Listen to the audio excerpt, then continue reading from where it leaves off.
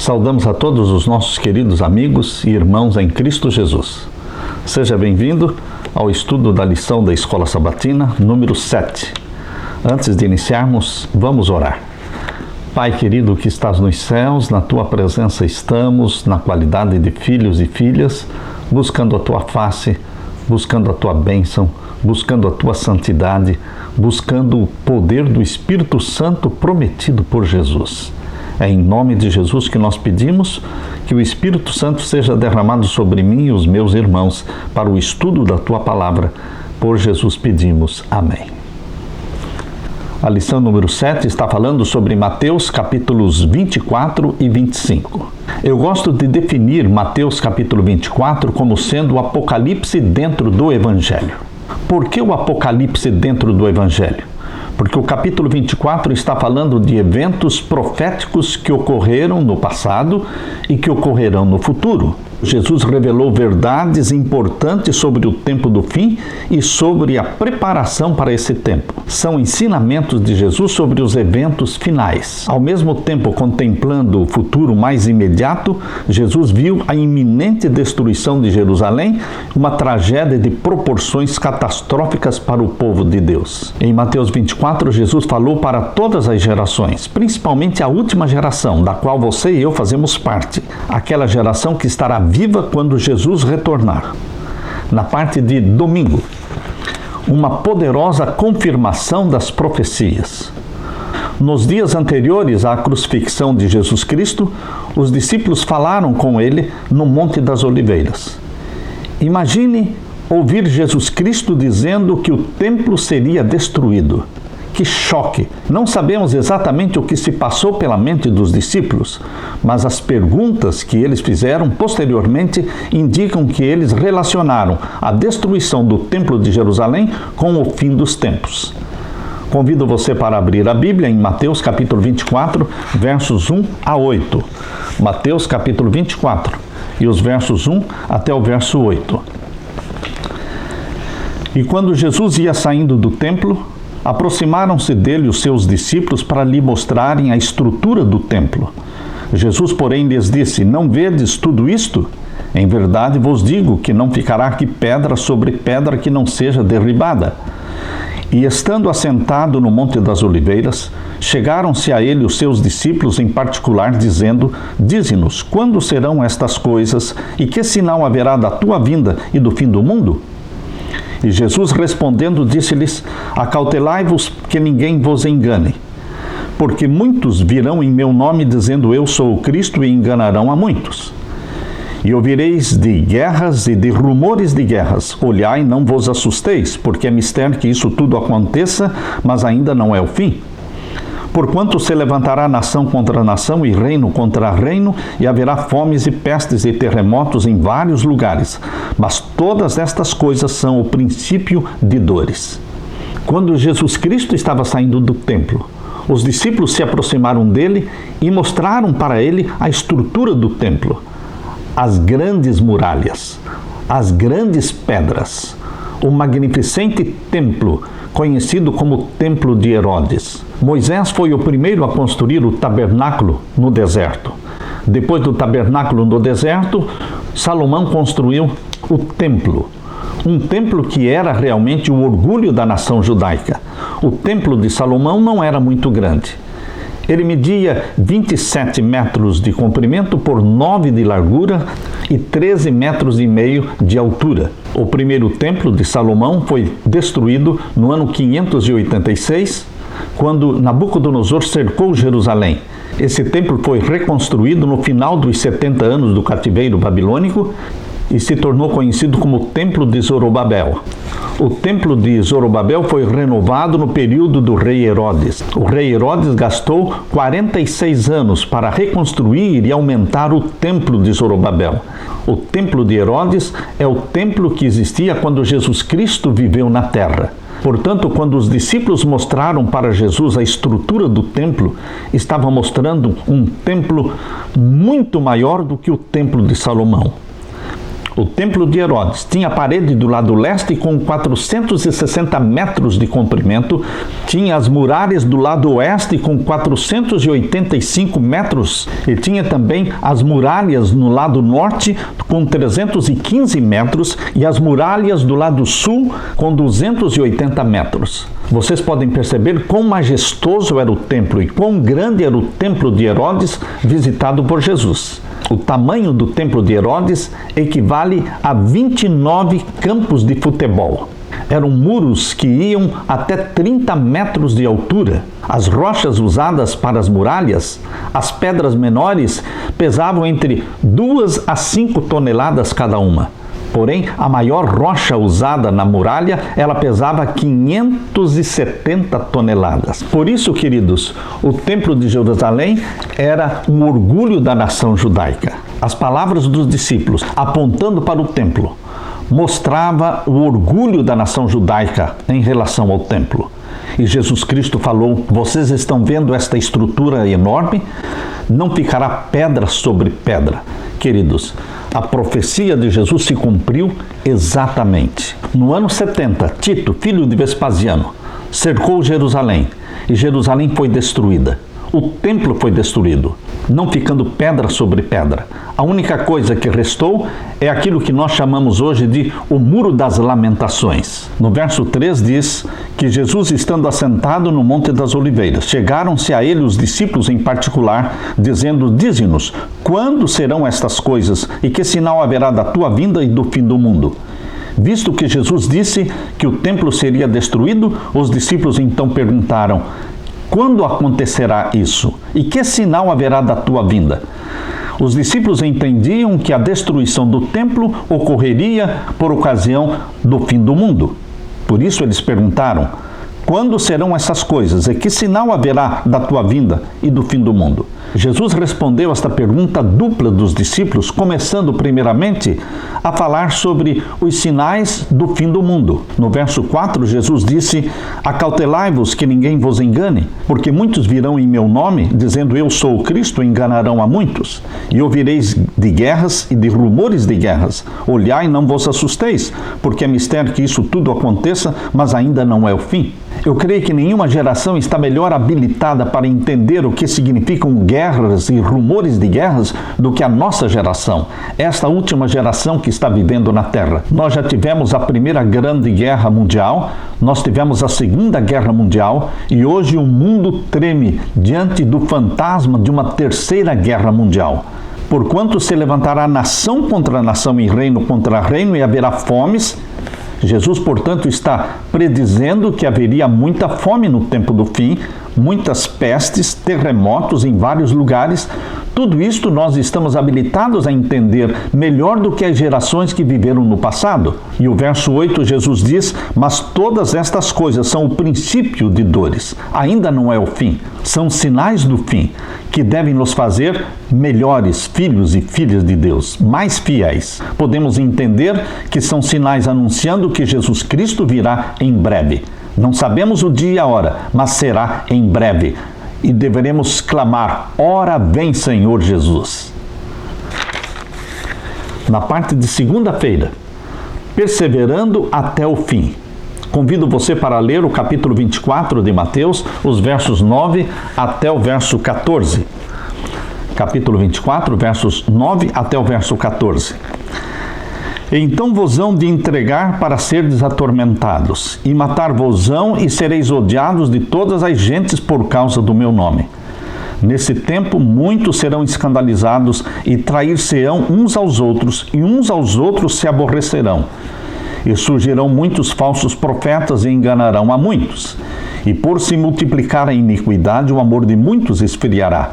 Mas aquele que perseverar até o fim será salvo. E este evangelho do reino será pregado em todo o mundo, em testemunho a todas as gentes, e então virá o fim.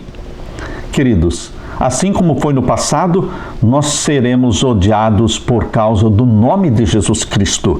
Entregar-vos-ão para serdes atormentados, matar-vos-ão, sereis odiados de todas as gentes por causa do meu nome. O ódio de Satanás contra Jesus Cristo se volta contra a igreja de Jesus Cristo. Jesus Cristo foi arrebatado ao céu.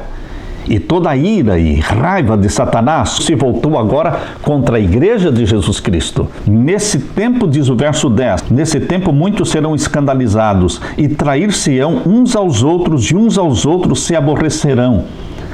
Trair-se-ão, isto se refere a filhos e pais, irmãos de igreja.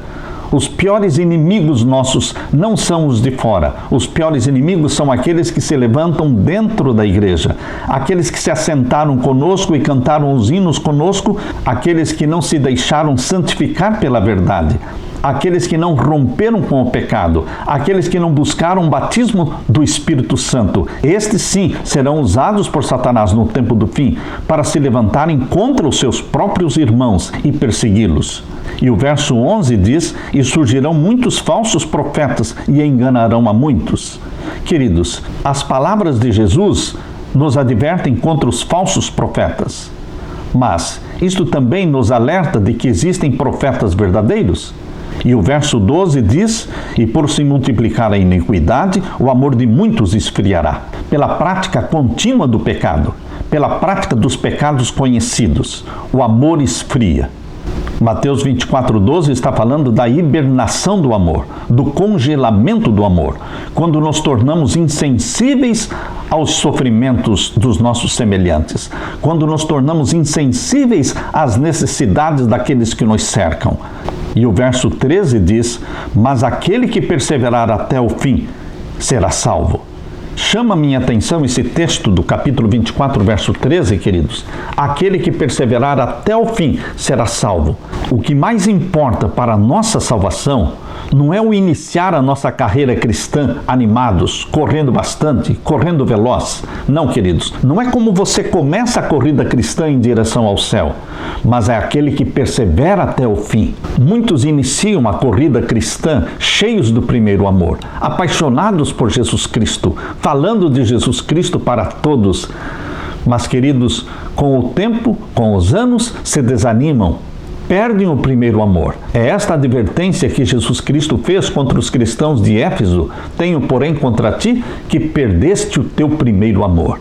Queridos, perder o primeiro amor é perder a salvação. No YouTube eu tenho um sermão com o título Levante e termine a corrida. Mesmo que você tenha caído muitas vezes, mesmo que você tenha permanecido no chão por 1 ano, 2 anos ou por 1 década, mas o meu apelo em nome de Jesus é que você se levante e termine a corrida, porque aquele que perseverar até o fim é que será salvo. Não desista. Eu li a história de Davi Flod. Davi Flod foi um jovem sueco que decidiu dedicar a sua vida a Jesus Cristo. Ele se casou com uma jovem chamada Svea. E Svea e Davi Flod foram juntos para a África serem missionários. Eles se sentiram chamados por Deus e foi no ano de 1921 que eles foram para a África. Ali desejavam trabalhar entre as pessoas que nunca tinham ouvido falar de Jesus. As condições ali na África eram horríveis. Imagine, em 1921, o povo era muito hostil, relutante em responder ao Evangelho. A vida deles estava em constante perigo. Naquelas condições difíceis, desfavoráveis, nasceram 2 crianças. O menino foi o primeiro filho e depois uma menina. Porém, pouco tempo depois do nascimento da menina, a mamãe Svea morreu. Davi Flod estava desanimado, consumido pelas dúvidas, pelo desencorajamento, porque ninguém se convertia. Ele se sentiu derrotado. Tudo o que ele conseguiu foi ganhar uma única alma para Jesus Cristo. Davi Flod tinha sacrificado a vida da sua esposa e o melhor dos seus anos. Em troca de quê, pensava ele? Uma única alma? Ele era perseguido constantemente pelo senso de culpa. Culpa por ter trazido a sua esposa para viver numa região da África tão hostil. E foi nessas circunstâncias que Davi Flod, coberto por uma nuvem de dúvidas da derrota, decidiu abandonar a África e voltar para sua terra natal, a Suécia. Ele tomou consigo seu filho mais velho e deixou a filha recém-nascida e ainda doente aos cuidados de um casal missionário. Algum tempo depois, deste casal missionário também morreu. E esta menina foi colocada aos cuidados de um outro casal missionário. Mais tarde, este casal de missionários trouxe a filha, que se chamava Ag, para os Estados Unidos. E aqui nos Estados Unidos ela cresceu. Enquanto isso, Davi Flod estava vivendo na Suécia. Abandonou Jesus, começou a beber, não acreditava em mais nada. Depois de ter fracassado no segundo casamento, Davi Flod passou a viver com um amante. Ele pensava muito pouco na sua filha, que tinha ficado na África, mas a sua filha, Ag, pensava constantemente no seu pai. Ela ouviu muito da boca das pessoas a história de como seu pai e sua mãe tinham trabalhado duramente para iniciar o trabalho de Jesus ali na África. E ela queria desesperadamente conversar com seu pai sobre isso. Ag se casou e vivia com seu esposo nos Estados Unidos. Mas com toda a força do seu coração, ela queria se encontrar com seu pai.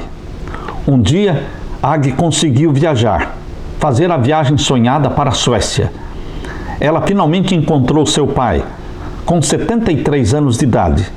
Estava numa cama, doente, vivendo num velho e sujo apartamento em meio às garrafas de bebida alcoólica e licores. Ela veio ao encontro do seu pai, contou para ele o quanto o amava e que Deus também o amava. Ela também contou para ele a história daquele jovem, aquele único jovem que ele convertera na África.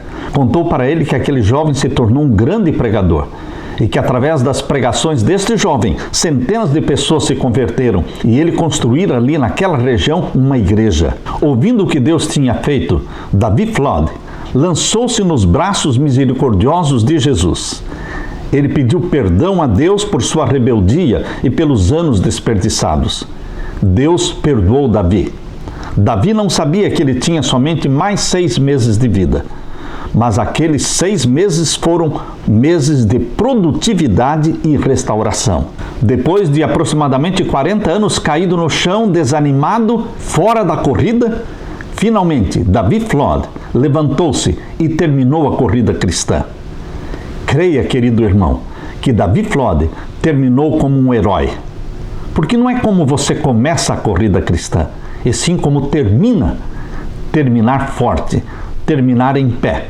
Não importa quantas vezes você cair, não importa quantos anos você permaneceu caído, mas levante-se, confie no perdão que Jesus lhe dá.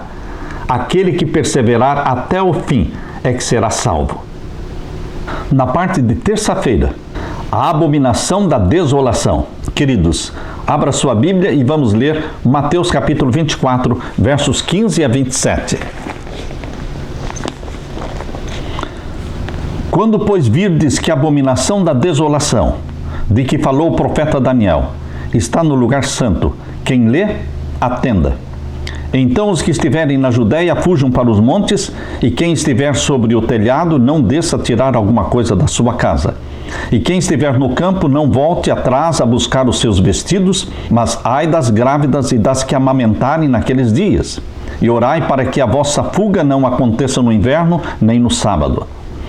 Porque haverá então grande aflição como nunca houve desde o princípio do mundo até agora, nem tampouco há de haver. E se aqueles dias não fossem abreviados, nenhuma carne se salvaria, mas por causa dos escolhidos serão abreviados aqueles dias. Então, se alguém vos disser, eis que o Cristo está aqui ou ali, não lhe deis crédito. Porque surgirão falsos cristos e falsos profetas, e farão tão grandes sinais e prodígios que, se possível fora, enganariam até os escolhidos. Eis que eu vô-lo tenho predito. Portanto, se vos disserem, eis que ele está no deserto, não saiais. Eis que ele está no interior da casa, não acrediteis. Porque assim como o relâmpago sai do oriente e se mostra até ao ocidente, assim será também a vinda do Filho do Homem. Queridos, nesse poderoso discurso de Jesus Cristo sobre o tempo do fim, ele falou sobre a abominação da desolação, a abominação desoladora. A abominação da desolação é mencionada em Daniel capítulo 9, verso 27, no capítulo 11, verso 31 e no capítulo 12, verso 11. Portanto, queridos, aqui em Mateus capítulo 24, verso 15, nós temos a própria interpretação de Jesus em relação à abominação da desolação. Como é que Jesus Cristo interpretou a profecia de Daniel em relação à abominação da desolação? Jesus aplicou a Roma imperial. Jesus Cristo disse: quando, pois, virdes que a abominação da desolação de que falou o profeta Daniel está no lugar santo, quem lê, atenda. Então os que estiverem na Judéia fujam para os montes, e quem estiver no telhado não desça para tirar alguma coisa da sua casa, e quem estiver no campo não volte atrás a buscar os seus vestidos. Jesus está falando da destruição de Jerusalém. O primeiro a interpretar a abominação da desolação foi Jesus Cristo. E as palavras de Jesus foram muito claras. Ele aplicou a abominação da desolação para o cerco de Jerusalém pelo exército romano. Quando Tito, filho de Vespasiano, no ano 70, cercou Jerusalém, plantando ao redor de Jerusalém o estandarte idolátrico romano. Neste livro, O Grande Conflito, na página 25, nós lemos: a profecia que Jesus Cristo proferiu era dupla em seu sentido. Ao mesmo tempo em que prefigurava a destruição de Jerusalém, representava igualmente os terrores do último grande dia. Portanto, queridos, a abominação da desolação diz respeito ao cerco de Jerusalém pelo exército romano. Roma imperial cercou Jerusalém, plantando ali, ao redor de Jerusalém, o estandarte idolátrico romano. Na página 26 do Grande Conflito diz: quando os estandartes idolátricos dos romanos fossem arvorados em terra santa, a qual se estendia por alguns estádios fora dos muros da cidade, então os seguidores de Cristo deveriam achar segurança na fuga. Os estandartes idolátricos romanos, aquela bandeira romana, foi plantada ao redor de toda a cidade de Jerusalém. Era o sinal para o povo de Deus fugir. E nós sabemos que nenhum cristão morreu no cerco de Jerusalém. Embora mais de 1 milhão de judeus tenham morrido na destruição de Jerusalém, nenhum cristão morreu. Todos eles obedeceram à profecia de Jesus Cristo e fugiram quando Jerusalém foi cercada. A abominação da desolação, nas palavras de Jesus, diz respeito a Roma cercando o povo de Deus. Assim foi no primeiro século. Mas a profecia tem dupla aplicação. E qual é a outra aplicação? No tempo do fim. No livro Grande Conflito, página 36, nós lemos a profecia do Senhor Jesus, relativa aos juízos que deveriam cair sobre Jerusalém. Há de ter outro cumprimento, do qual aquela terrível desolação não foi senão uma tênue sombra. Na sorte da cidade escolhida, podemos contemplar a condenação de um mundo que rejeitou a misericórdia de Deus e calcou a pés a sua lei. Na página 37, Deus fala: assim como Jesus preveniu os seus discípulos quanto à destruição de Jerusalém, dando-lhes um sinal da ruína que se aproximava para que pudessem escapar, também advertiu o mundo quanto ao dia da destruição final, e lhes deu sinais da sua aproximação, para que todos os que queiram possam fugir da ira vindoura. A profecia da abominação da desolação tem duplo sentido. Aplica-se a Roma imperial quando cercou Jerusalém e cercou o povo de Deus. E aplica-se também a Roma papal, que no tempo do fim, uma vez mais, vai cercar o povo de Deus e vai plantar o estandarte idolátrico romano no meio da cristandade. O estandarte idolátrico romano é a bandeira que distingue o papado. É o sinal de autoridade e de domínio papal sobre o mundo. Qual seria este estandarte idolátrico romano, aceito e abraçado por toda a cristandade hoje, e que será o sinal de fuga para o povo de Deus? Queridos, o decreto dominical. O decreto dominical é a abominação desoladora dos últimos dias. No livro Maior Discurso de Cristo, na página 105, nós lemos: a ruína de Jerusalém era um símbolo da ruína final que assolará o mundo. As profecias que tiveram seu parcial cumprimento na queda de Jerusalém têm mais direta aplicação aos derradeiros dias. Encontramo-nos no limiar de grandes e solenes acontecimentos. Acha-se diante de nós uma crise como o mundo jamais presenciou. Você e eu, queridos, somos a última geração. Nós vamos ver com os nossos próprios olhos Roma papal cercando o povo de Deus. plantando seu estandarte idolátrico romano, plantando sua bandeira dominical na cristandade, exigindo que homens e mulheres guardem o primeiro dia da semana. Queridos, em Apocalipse capítulo 13 está a profecia da abominação da desolação dos últimos dias. Capítulo 13 e o verso 16 e 17. E faz que a todos, pequenos e grandes, ricos e pobres, livres e servos, lhes seja posto um sinal na sua mão direita ou nas suas testas, para que ninguém possa comprar ou vender, senão aquele que tiver o sinal, ou o nome da besta, ou o número do seu nome. Aqui há sabedoria. Aquele que tem entendimento, calcule o número da besta, porque é o número de um homem, e o seu número é 666. O sinal de autoridade e de domínio papal é o decreto dominical. A observância do domingo é o sinal de autoridade papal sobre o mundo, assim como o sábado é o sinal de Deus de autoridade sobre o seu povo na terra. Ezequiel capítulo 20, verso 12, Deus diz: também lhes dei os meus sábados para que servissem de sinal entre mim e eles, para que soubessem que eu sou o Senhor Deus que os santifica. Querido, sinal de Deus, o sábado. Sinal papal, o domingo. Esta é a bandeira, este é o estandarte idolátrico romano. Esta é a abominação da desolação dos últimos dias. Jesus nos deu esta profecia de Mateus capítulo 24, verso 15 em diante, para nos preparar para a última e grande angústia. Angústia qual nunca houve, quando o povo de Deus será cercado por Roma papal. E eu quero que você agora leia a profecia do capítulo 24, verso 21 em diante. Porque haverá então grande aflição, como nunca houve, desde o princípio do mundo até agora, nem tampouco há de haver. Esta é a angústia da qual falou Daniel capítulo 12, verso 1.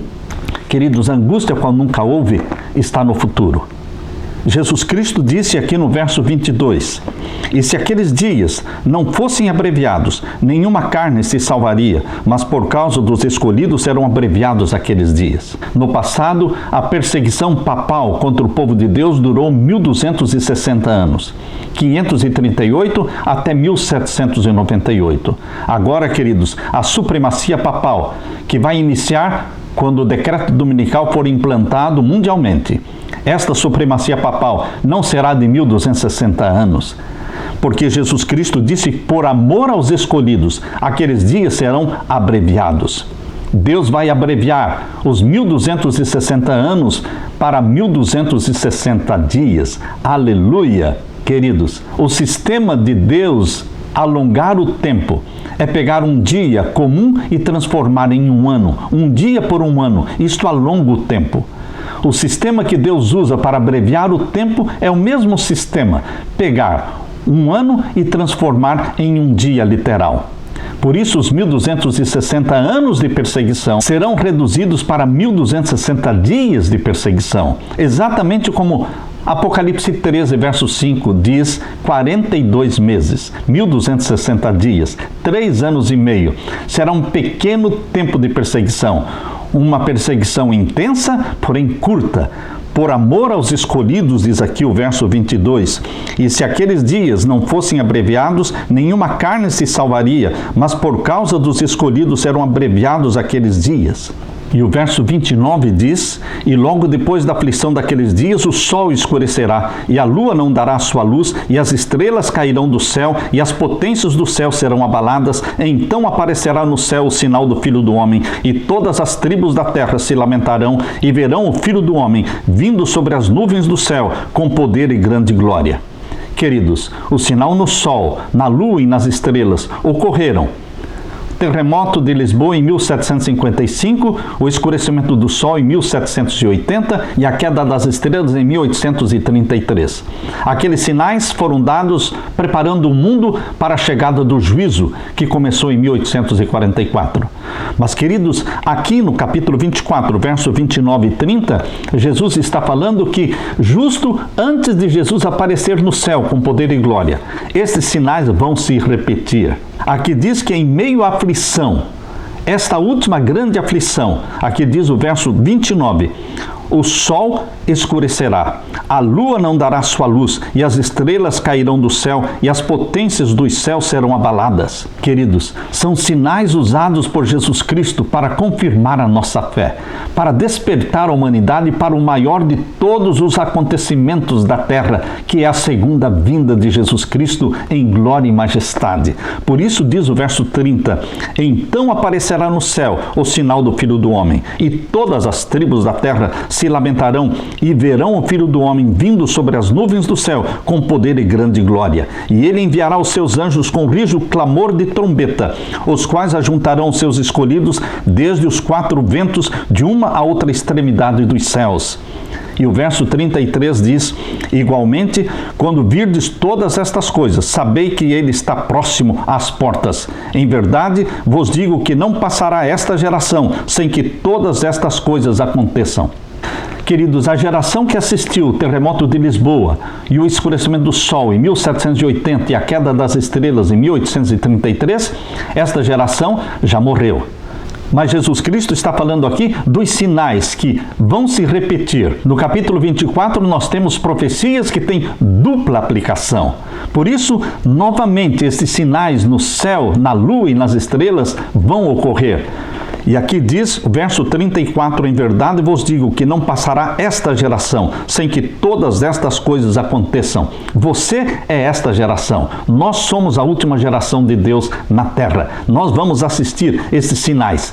Nós vamos ser animados por esses sinais. A nossa fé será reavivada e animada quando nós contemplarmos todos esses sinais se cumprindo. E nós vamos abrir a nossa boca e nós vamos proclamar o alto clamor, sai dela, povo meu. É nesse tempo que haverá uma grande e poderosa conversão da grande multidão, de todos os filhos de Deus que ainda estão em Babilônia. Na parte de quarta-feira, as 10 virgens. Abra sua Bíblia em Mateus capítulo 25. Mateus capítulo 25, verso 1 em diante. Então o reino dos céus será semelhante a 10 virgens, que tomando as suas lâmpadas, saíram ao encontro do esposo. E 5 delas eram prudentes e 5 loucas. As loucas, tomando as suas lâmpadas, não levaram azeite consigo, mas as prudentes levaram azeite em suas vasilhas com as suas lâmpadas. E tardando o esposo, tosquenejaram todas e adormeceram. Mas à meia-noite ouviu-se um clamor, aí vem o esposo, saí-lhe ao encontro. Então todas aquelas virgens se levantaram e prepararam as suas lâmpadas, e as loucas disseram às prudentes, dai-nos do vosso azeite, porque as nossas lâmpadas se apagam.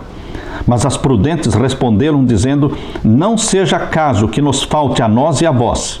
Ide antes aos que o vendem e comprai-o para vós. E tendo elas ido comprá-lo, chegou o esposo. E as que estavam preparadas entraram com ele para as bodas, e fechou-se a porta. E depois chegaram também as outras virgens, dizendo, Senhor, Senhor, abre-nos. E ele respondendo disse, em verdade vos digo que vos não conheço. Vigiai, pois, porque não sabeis o dia nem a hora em que o Filho do Homem há de vir. Nós não sabemos o dia e a hora, mas é só o dia e a hora que nós não sabemos, irmãos. Todos os outros sinais Jesus Cristo nos deu. É mistério, é necessário que saibamos o tempo em que estamos vivendo.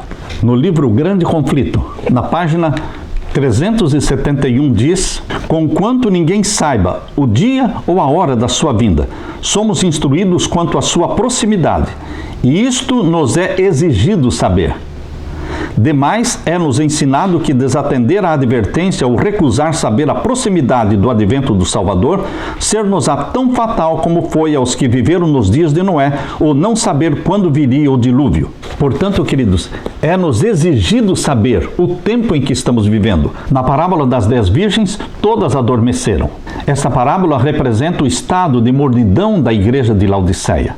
Queridos, geralmente nós dividimos esta parábola em 2 grupos, as 5 virgens prudentes e as 5 virgens loucas.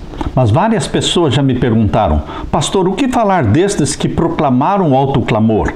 Aí vem o esposo, saí-lhe ao encontro. Quem são estes?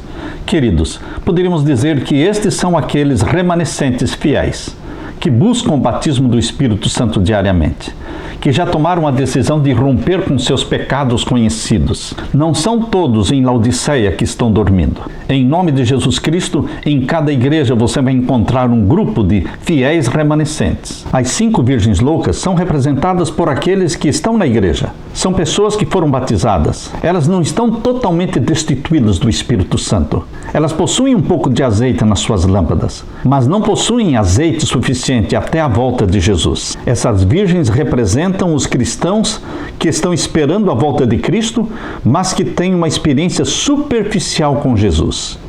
Elas têm um pouco de azeite, alguma atuação do Espírito Santo na sua vida, mas a chama é vacilante. São cristãos que estão contentes e acomodados com o pouco de azeite que possuem. Não precisam de muito azeite. São cristãos mais ou menos. Não são totalmente incrédulos, nem totalmente crentes. Não deixam de frequentar totalmente aos cultos da igreja. Não deixam de ler totalmente a Bíblia. Não deixam de orar um pouquinho, mas não vivem uma vida de oração. Não saem da igreja, mas também não entram totalmente. São cristãos que vivem bem na igreja, mas também vivem bem no mundo. Eles assumem a cor do ambiente. As loucas representam os cristãos de fachada, cuja vida traz as marcas da mundanidade e da condescendência própria. Pessoas que nunca aprenderam a dizer não para si mesmas, nunca crucificaram o eu. Elas não vivem no reino das trevas, mas também não vivem no reino da luz. Preferem viver na gray area, naquela área cinzenta que existe entre o preto e o branco, onde tudo é relativo, onde não existem verdades absolutas. Estes são pedras de tropeço na igreja, pedras de escândalo que bloqueiam o reavivamento da igreja.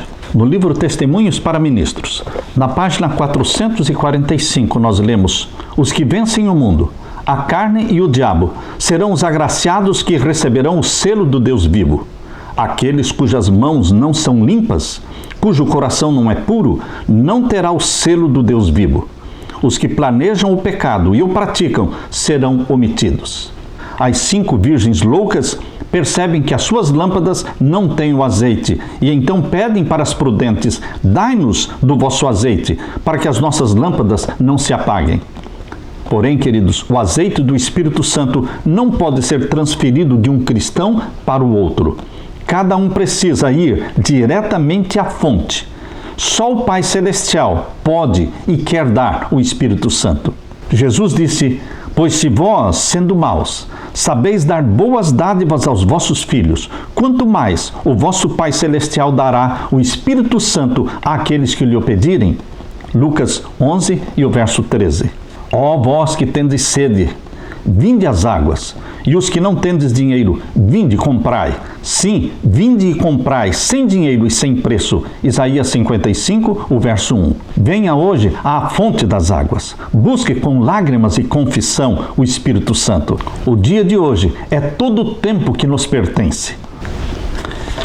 Na parte de quinta-feira, usando seus talentos. Convido você para ler Mateus capítulo 25, versos 14 em diante. Porque isto é também como um homem que, partindo para fora da terra, chamou seus servos e entregou-lhes os seus bens. E a um deu 5 talentos, e a outro 2, e a outro 1, a cada um segundo a sua capacidade. E ausentou-se logo para longe.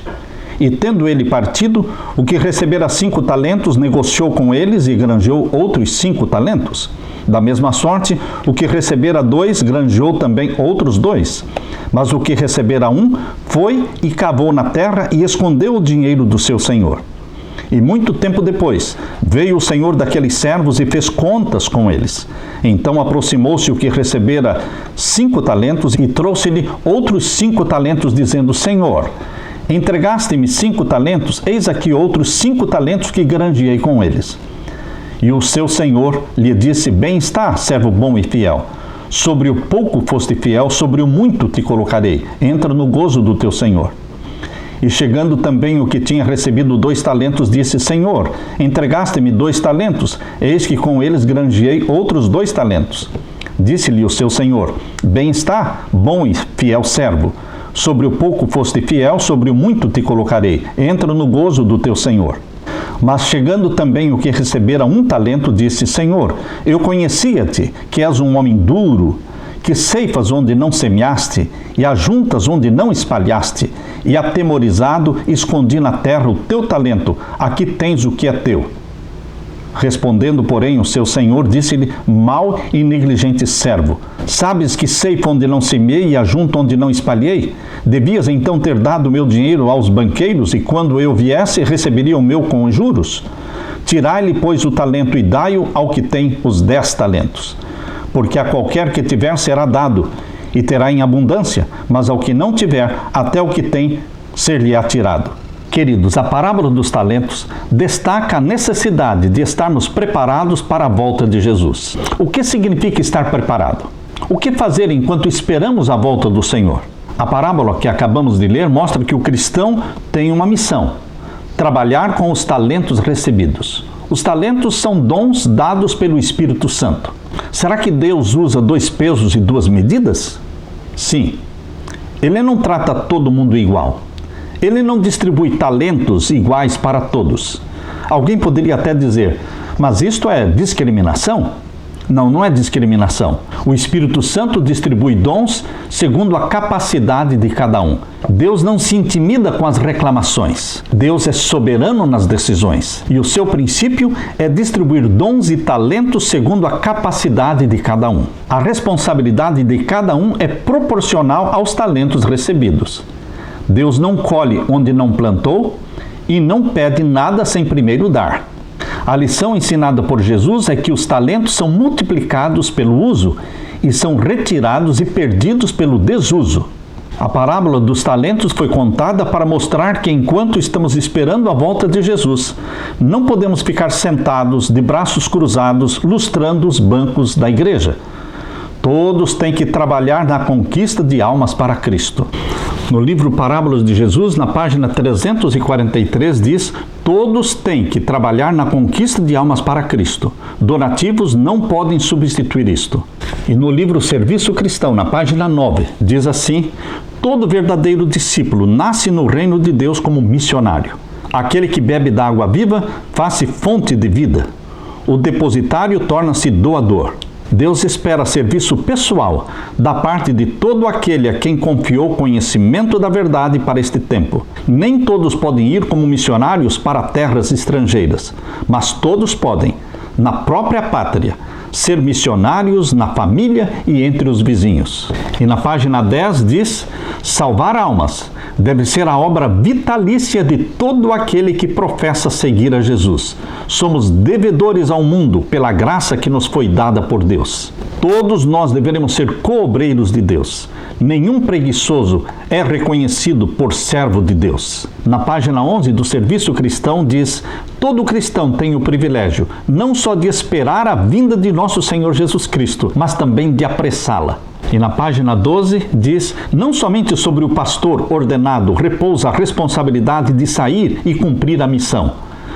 Todo o que haja recebido a Jesus é chamado a trabalhar pela salvação dos seus semelhantes. O Senhor prova o caráter na distribuição dos dons. O homem que foi negligente em fazer prosperar o seu talento mostrou-se um servo infiel. Se houvesse recebido 5 talentos, os teria enterrado, como fez com um único talento. Seu mau uso do único talento mostrou que desprezava as dádivas do céu. Quem é fiel no pouco, será fiel no muito. Queridos, o Espírito Santo nos distribuiu dons para cada um, segundo Ele quer. Ele me deu a mim dons que estão sendo multiplicados pelo uso. Quanto mais eu explico a Bíblia, mais eu entendo a Bíblia. Existem muitos textos da Palavra de Deus que eu não entendia. E quando eu comecei a explicar, eu comecei a entender. Este é um processo dinâmico. Quando você está explicando a Bíblia, você também está entendendo a Bíblia. Deus não dá dons para quem está ocioso, de braços cruzados, sem fazer nada. Deus requer um trabalho ativo de cada um dos seus filhos. Deus derrame sobre você, meu querido irmão, o Espírito Santo. Que você tenha muito azeite na sua lâmpada. O batismo do Espírito Santo cada dia, incendiados pelo Espírito Santo. E que você e eu usemos os dons e os talentos dados por Deus, preparando um povo para a volta de Jesus. deixo com você o meu apelo e peço que a paz de Jesus habite na sua vida. Amém.